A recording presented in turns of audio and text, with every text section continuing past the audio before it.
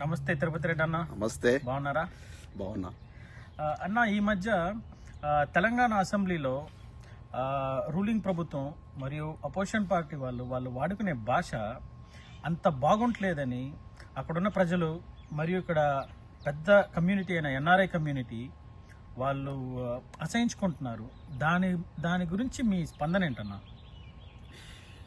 Hello Venkat, ఏముంది, యథా రాజా తదా ప్రజ అన్నట్టు రేవంత్ రెడ్డి గారి మాటలు కంపుకొట్టేటువంటి మాటలు ఆ విధంగా అధికార పార్టీ ఎమ్మెల్యేలను అయితేనేది, ప్రతిపక్ష పార్టీ ఎమ్మెల్యేలను అయితేనేది ప్రొవోక్ చేస్తున్నట్టుగా అనిపిస్తూ ఉంది.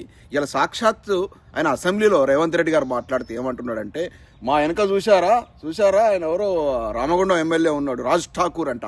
ఇట్లాంటి కండలు బలిసినటువంటి ఎమ్మెల్యేలు ఉన్నారు, బాగా బలీయమైన ఎమ్మెల్యేలు ఉన్నారు, ఒక్కొక్కరిని ఫుట్బాల్ లెక్క ఆడుకుంటారని ఒక ముఖ్యమంత్రి స్థాయిలో సిగ్గు అనిపిస్తూ ఉంది, నిజంగా అసహ్యం అనిపిస్తూ ఉంది. ఒక ముఖ్యమంత్రి ఏమి దారి చూపిస్తున్నాడు, ఎలాంటి డైరెక్షన్ ఇస్తున్నాడు అంటే, ఇది అసెంబ్లీ అంటే మన బలాబలాలు చూసుకోవడానికి, తన్నుకునేడానికి, గుద్దుకోవడానికి ఉన్నటువంటి స్థలం అని చెప్తున్నాడా, లేకపోతే ఒక అర్థవంతమైన చర్చ చేసేసి తెలంగాణ ప్రజానికానికి ఏం చేయగలమనేటువంటి ఒక చర్చ చేసేటువంటి ఒక వేదిక అనుకుంటున్నారా అర్థం కావట్లేదు. ఇక ముఖ్యమంత్రి గారు అట్లా మాట్లాడిన తర్వాత ఎమ్మెల్యే స్థాయిలో ఉన్న వాళ్ళు, మంత్రుల స్థాయిలో వాళ్ళు కూడా ఎందుకు మాట్లాడి, ఇంతకుముందు మనం అసెంబ్లీ, మనం ఉమ్మడి ఆంధ్రప్రదేశ్లో కావచ్చు, తెలంగాణ ఏర్పడిన తర్వాత కావచ్చు, ఇట్లాంటి మాటలు అయితే ఒక ముఖ్యమంత్రి స్థాయి ఉన్న వ్యక్తి దగ్గర నుంచి అయితే చూడలేదు.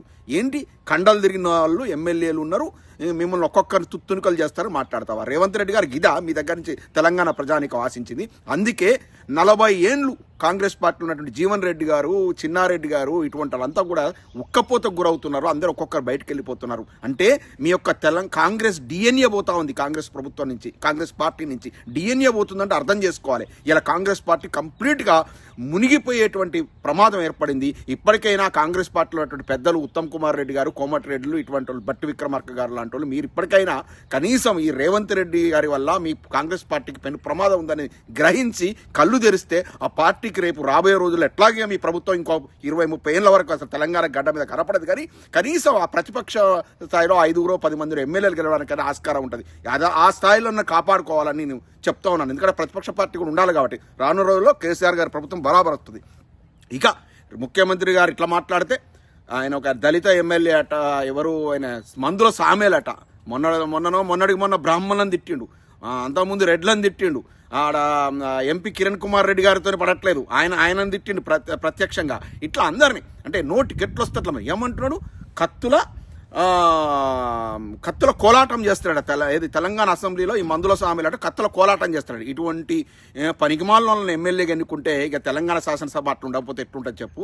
ఇంకోటి వస్తాడు, బీర్లైలే వస్తాడు, డైరెక్ట్ వచ్చేసి మన ఒక దళిత నేత, దాదాపు ఒక 3-4 దశాబ్దాల నుంచి మన అసెంబ్లీలో ఉన్నటువంటి వ్యక్తి ప్రసాద్ గారు, స్పీకర్ ప్రసాద్ గారి దగ్గరకు వచ్చేసి నిలబడి ఆయన భుజం తట్టుకుంటూ స్పీకర్ కంట్రోల్లో పెట్టాల్సిన స్థాయిలో ఉండి ఈయన కంట్రోల్ పెడుతున్నాడు ఎమ్మెల్యేలను. ఇవాళ చూస్తే నవ్వాలో ఏడవాలో అర్థం కాని పరిస్థితి. ఇటువంటి మెదడు తక్కువ ఎమ్మెల్యేలను, వ్యక్తులను ఎమ్మెల్యేలను చేస్తే గట్లనే ఉంటుంది. అదేవిధంగా కడియం శ్రీయర్ ఊసర వెళ్ళి ఒక నీచుడు, ఒక దుర్మార్గుడు, కడియం శ్రీయర్ అంత నీచుడు మన తెలంగాణ రాజకీయ నాయకులను ఎవరు లేరు. అటువంటి నీచుడు ఇవాళ ఊసర వెళ్ళి కథలు చెప్తున్నాడు తెలంగాణ అసెంబ్లీలో. ఈయనంట దళితుడంట, ఈయన దళిత నేతను నొక్కుతున్నారంట, పావడి కౌశిక్ రెడ్డి గారట, ఈయన మీద దాడి చేస్తున్నాడట అని చెప్తున్నాడు. ఏం రేవంత్ రెడ్డి గారు, మీరు అసెంబ్లీ వేదికగా తెలుగుదేశం పార్టీ ఇదే వ్యక్తి గురించి, కడియం శ్రీయర్ గురించి మాట్లాడినటువంటి వీడియోలు ఇలా వైరల్ అవుతున్నాయి, చూసుకోండి. ఈయన దళితుడా కాదా, ఈయన అసలు దళితుడా కాదో నిగ్గు తేల్చడం కోసం అసెంబ్లీ కమిటీ వేయాలని చెప్పినటువంటి విషయాన్ని మీరు మర్చిపోయారా? మోత్కుపల్లి నరసింహులు గారు అయితే ఇతను దళితుడే కాదు, మా మాదిగ జాతికి, మా మాల జాతికి ద్రోహం చేస్తున్నటువంటి దుర్మార్గుడు, ఈ కడియం శ్రీయర్ అసలు దళిత జాతిలోనే పుట్టలేదని చెప్పినటువంటి ఉదంతాల మీద హౌస్ కమిటీ వేయండి. ఇలా పాడి కౌశిక్ రెడ్డి గారు క్వశ్చన్ చేస్తే పాడి కౌశిక్ రెడ్డి గారిని ఇది ఎథిక్స్ కమిటీకి మీరు రెఫర్ చేస్తారా? ఇదా ప్రతిపక్ష ఎమ్మెల్యేల గొంతు నొక్కితే ప్రజలు చూడట్లేరా? ఇదంతా ఇది సాక్షాత్తు దానం నాగేందరు, అదే బీఆర్ఎస్ పార్టీలో గెలిచి కాంగ్రెస్ పార్టీలో చేరినటువంటి నీచుడు దానం నాగేందర్ బయటికి రాను చూసుకుందామని తొడగొట్టిండు అసెంబ్లీలో. మరి ఆయన మీద ఎథిక్స్ కమిటీకి వేయండి ధైర్యం ఉంటే. ఇది తెలంగాణలో నడుస్తున్నటువంటి ఒక దుర్మార్గమైన, నీచమైన, ఒక అసభ్యకరమైనటువంటి ప్రభుత్వం. ఈ కాంగ్రెస్ పార్టీని బొందబెట్టడానికి ప్రజలు రెడీగా ఉన్నారు. రానున్న రోజుల లోపల కాంగ్రెస్ పార్టీ అనేది తెలంగాణ పొలిటికల్ మ్యాప్ మీదనే ఉండదు. బీఆర్ఎస్ పార్టీ అధికారంలోకి వస్తుంది. ఒక్కొక్కడు ఇవాళ తొడలు కొట్టి సవాల్ విసురుతున్నారు కదా, వాళ్ళకు మాత్రం తగినటువంటి గుణపాఠం అయితే ప్రభుత్వ రాబోయే కేసీఆర్ గారి ప్రభుత్వం అయితే చూసుకుంటుంది. ఎందుకంటే గీత ఎక్స్పెక్ట్ చేసింది ముఖ్యమంత్రి గారు ఏం మాటలది.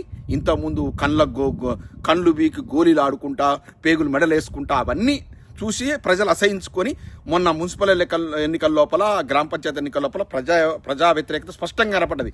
సీట్లు అవి ఇవి కిందికి మతలబ్ చేసి మేము మాకు సీట్లు ఎక్కువ వచ్చినాయి చెప్పుకుంటున్నారు కానీ కాదు, అధికార పార్టీకి 90% రావాలి, మీకు వచ్చినది రమారమి 56% అధికార దుర్వినియోగం చేస్తాయి. ఇక అంత వ్యతిరేకత ఉంది కాబట్టి మీకు ఇవాళ జడ్పీ అండ్ మన మండల స్థాయి ఎంపీటీసీ ఎన్నికలు పెట్టేటువంటి పరిస్థితులు కూడా మీరు లేరు.